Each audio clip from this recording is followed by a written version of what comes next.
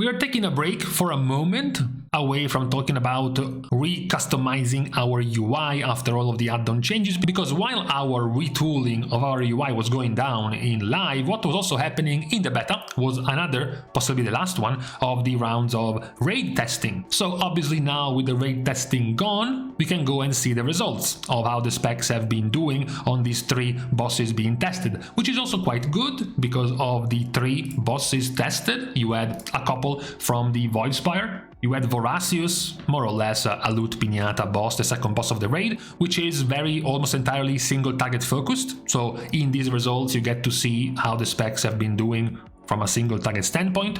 Then you have the reboot of Nexus King Salhadaar, Fallen King Salhadaar coming after Voracious, which is an AoE kind of fight, together with the solo boss raid of the Dream Rift, which has Chimaerus as a boss, which also has a lot of AoE. The difference though being that the adds on Chimaerus are more continuous, a continuous spawn of adds that you can do consistent AoE on, whereas the ones on Nexus King are more spawning over time, growing in number over time, as well as throughout the fight. You get to have more and more of these adds. So you have these large number adds, but closer to something like a 1 minute cycle window of ad spawns on 4 or 5 plus targets, whereas Chimaerus is more of a continuous kind of AoE fight. So now you have 3 different bosses with 3 different damage profiles for you to check how the specs have been doing.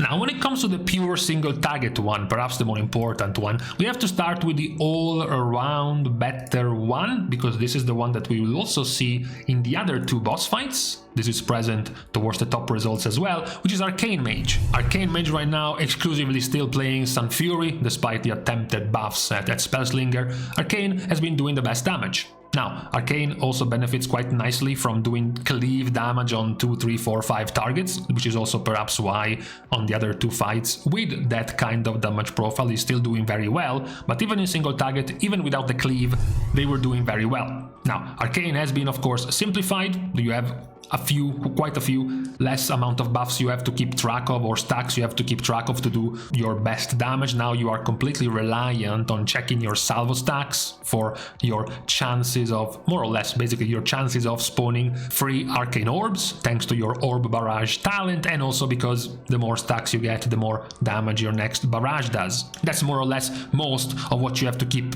track and keep care about for Arcane Mage. Now, you don't have a lot of burst damage, and even in your Arcane Soul, Arcane Barrage spam after your Arcane Surge ends, your damage burst is not very high compared to some of the other specs we are about to mention now doing very well in single target. That could be perhaps the one weakness, at least when it comes to single target for Arcane, because the next one in line for one of the better performing ones in single target was Affliction Warlock.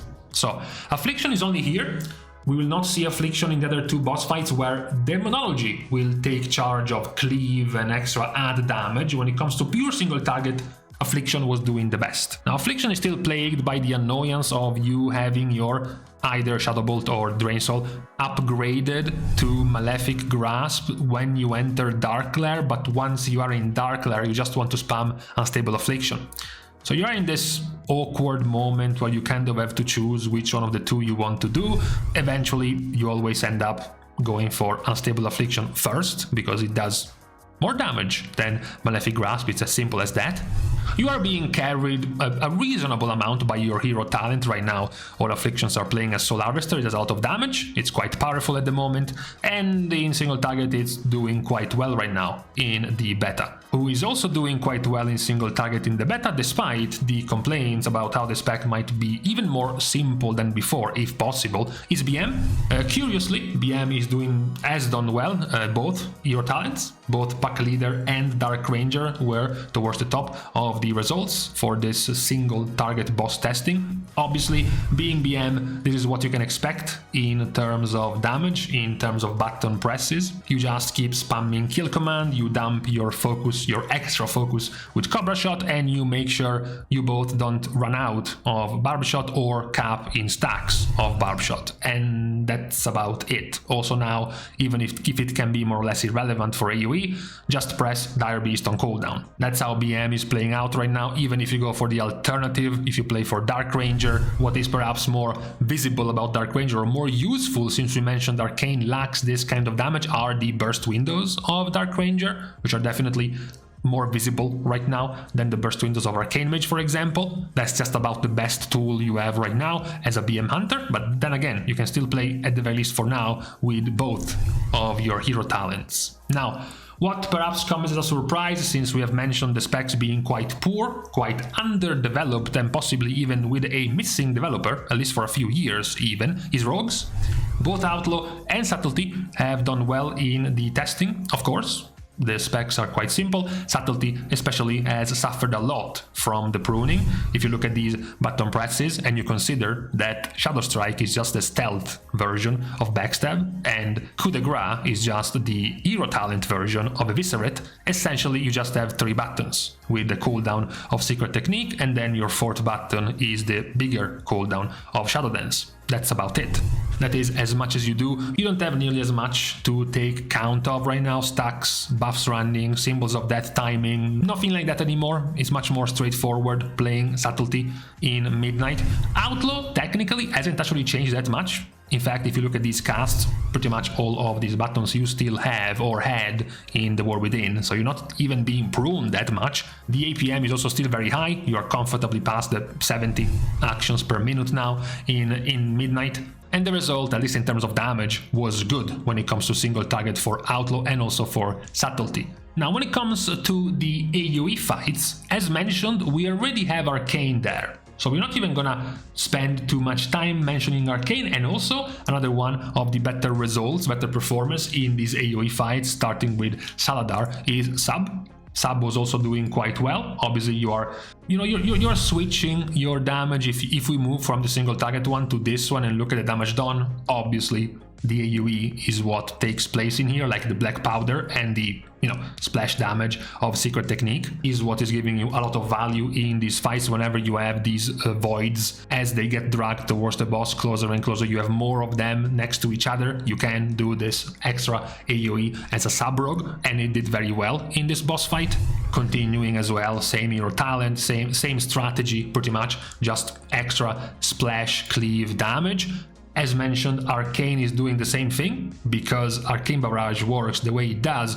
You're not actually changing anything in your rotation, you're not changing anything in your casts like we have seen for Sub.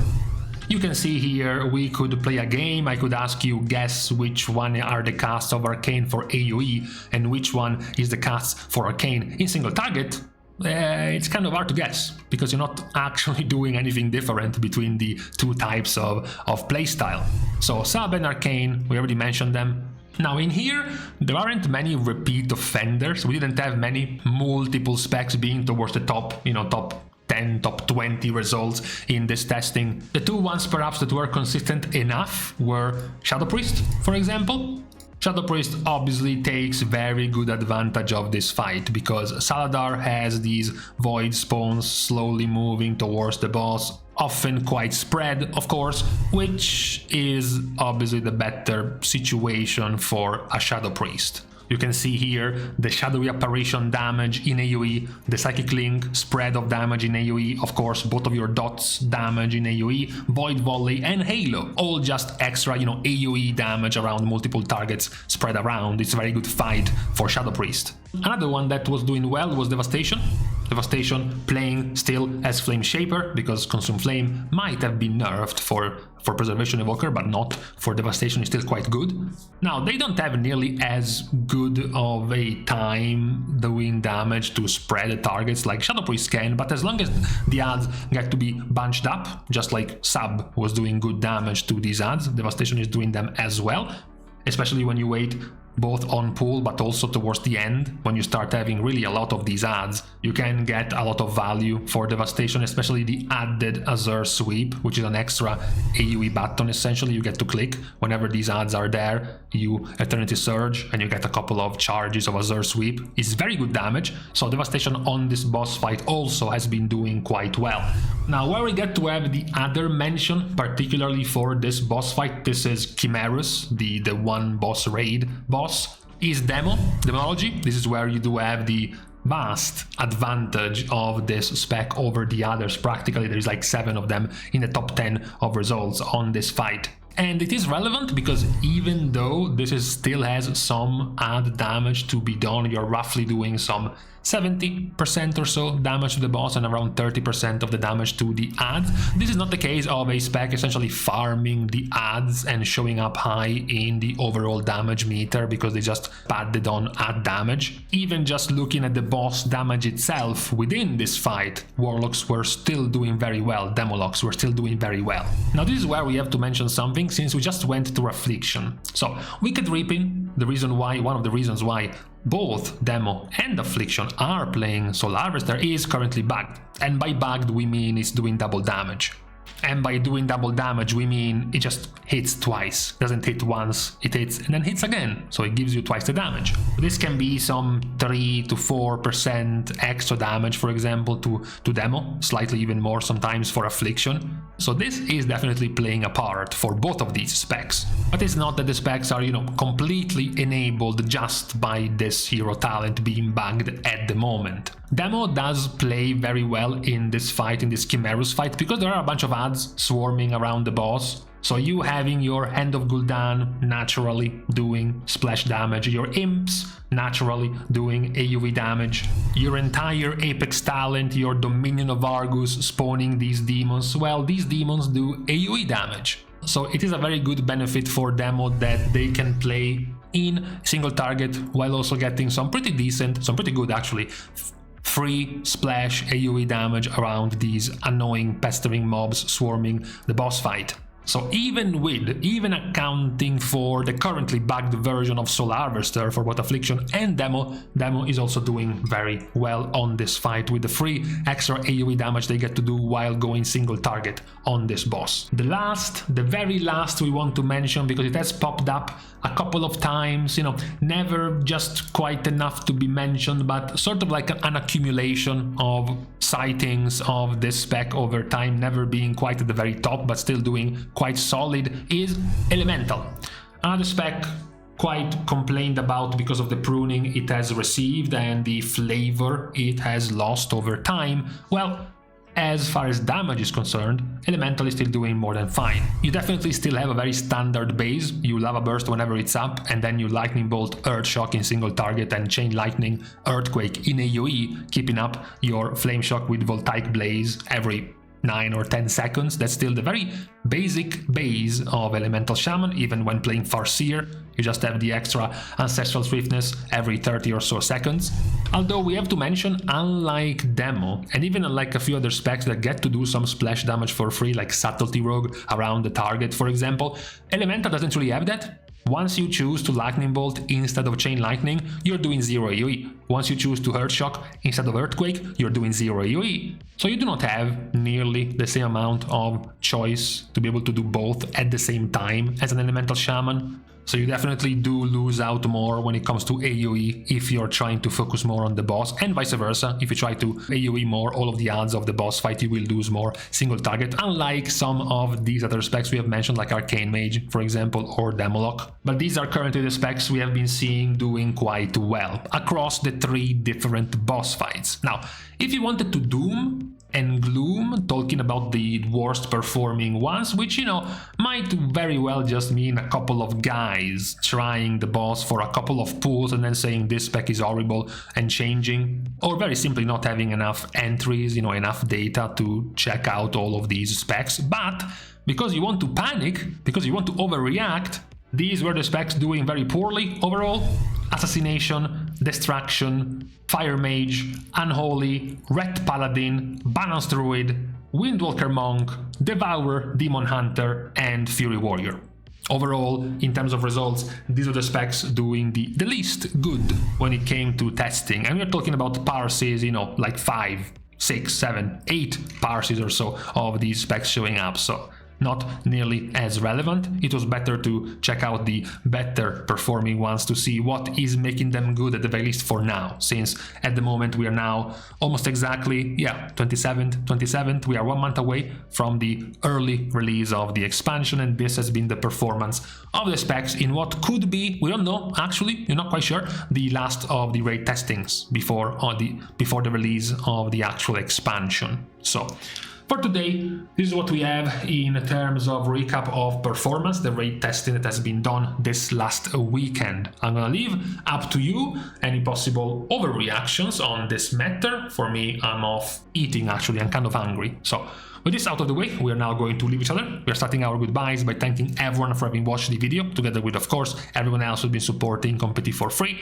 by liking and commenting down below, as well as subscribing to the channel itself. Now, with these things out of the way, thank you guys again for watching. See you guys tomorrow, and in the meantime, oh my god, my legs. I've been walking so much this past couple of days. I'm gonna sign up for a 30k marathon or something.